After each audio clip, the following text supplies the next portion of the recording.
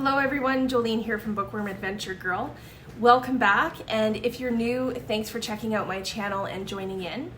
Last week I did my first book haul revisited video, which I took a look back at my book haul from October a year ago, October 2020, and I went over what I had read and what I hadn't read.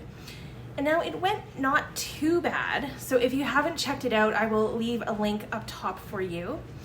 And then in order to get caught up, today I am going to take a look at my November 2020 book haul.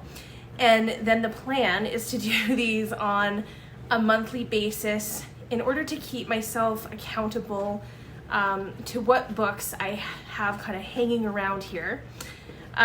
So in November 2020, I hauled 9 books. Now, one of my worst fears of doing these videos was that I would get to a month and not have read anything from that haul. And that's kind of how it is for November 2020.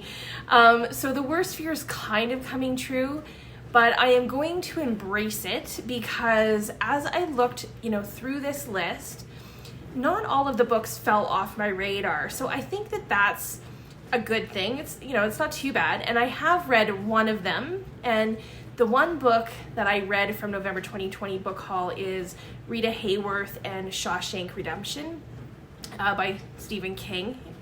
And now this is kind of unfair because this is a short story that I originally read in different seasons, like easily 25 years ago. And last year, Simon & Schuster or Scribner put out several of Stephen King's short stories as individual books. And Rita Hayworth and Shawshank Redemption is one of my all-time favorite Stephen King stories. Of course, the movie is great. So I remember picking this up because I was just so excited. It was on its own, and it is one that I have reread and will most likely reread again. So the next 8 books I have not read, but there are a few that are on my radar to read soon. And the first is Chasing Painted Horses by Drew Hayden Taylor.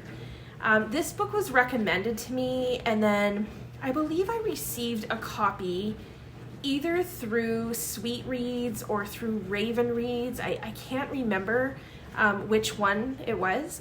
But if you've watched my channel, then you already know that I love reading Indigenous authors and stories. And I have yet to read anything from Drew Hayden Taylor. So I am excited to read this kind of mythical story which takes place in Ontario. And a 10-year-old girl named Danielle draws a picture of a horse that represents her life.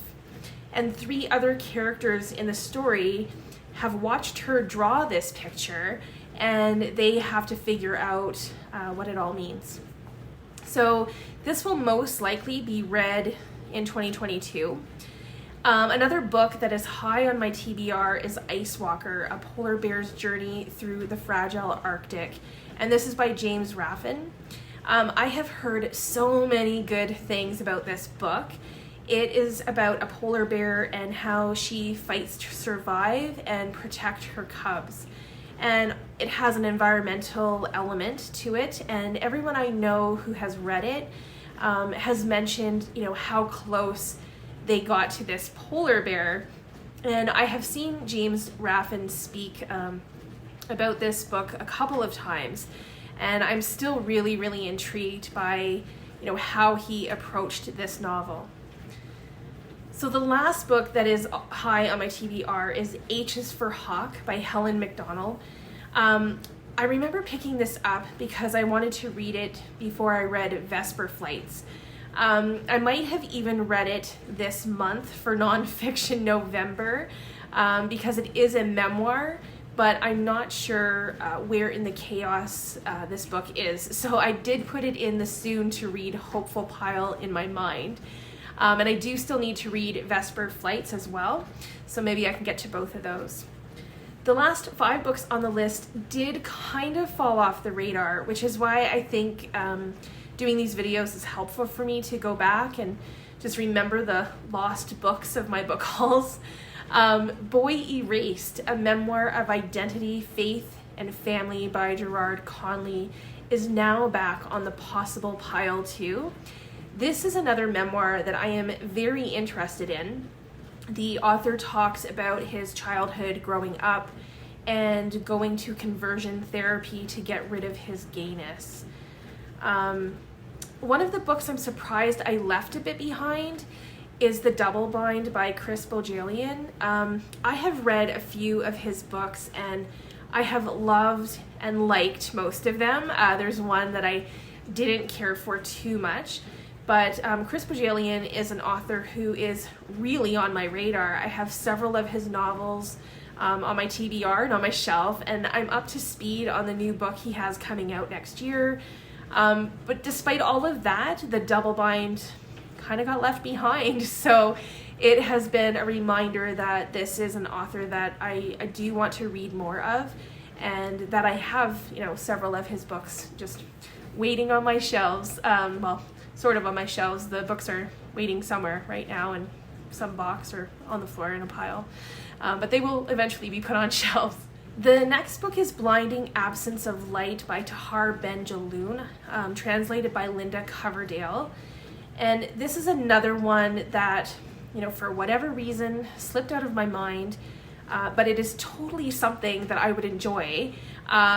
Enjoy might not be the right word for this one, because it is a memoir about 20 years spent in the Tasmamart prison in Morocco. So I imagine that it's going to be a difficult and very intense read, but it is one that I do still want to read.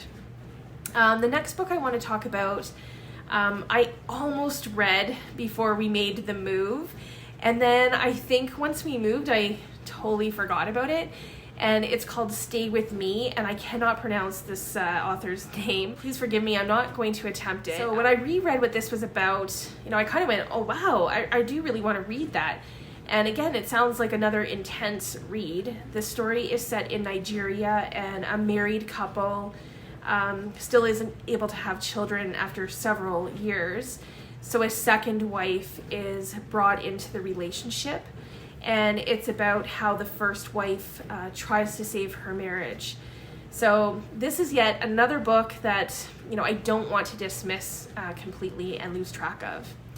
And then last but not least is a book that I don't really remember picking up, The Wife Between Us by Greer Hendricks. And I don't really know what drew me to it originally, except for maybe the fact that it is supposed to be very twisty. It's a thriller, and I do like a story that is twisty and can surprise me. So I may have picked it up on a whim, thinking it would fit that, reader's need of a twisty story. So this is one that I will have to remember when I'm, looking for that. So this book haul was not quite as successful when it comes to how many books I read on it, but it was very successful in reminding me that I still have 8 great books waiting for me to be read and appreciated and loved. So thanks again for taking a look back with me. Please let me know in the comments if you have read any of these books, if there are any books on the list that you might be interested in reading, or if there are any you think I should read first. I'm always happy to hear from you, and I look forward to chatting with you in the comments. Thanks again for watching. I hope you enjoy the rest of your day, and don't forget to make every day an adventure.